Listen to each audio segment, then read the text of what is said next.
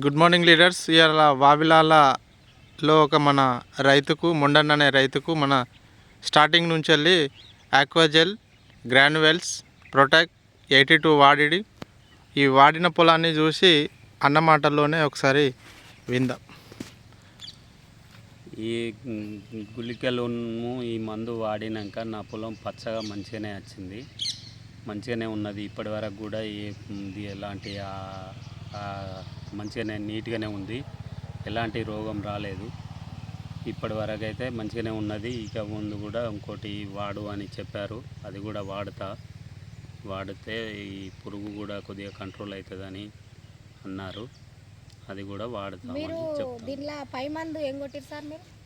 పై మందు మాది దాని పేరు పట్ల షాప్ షాపులదే.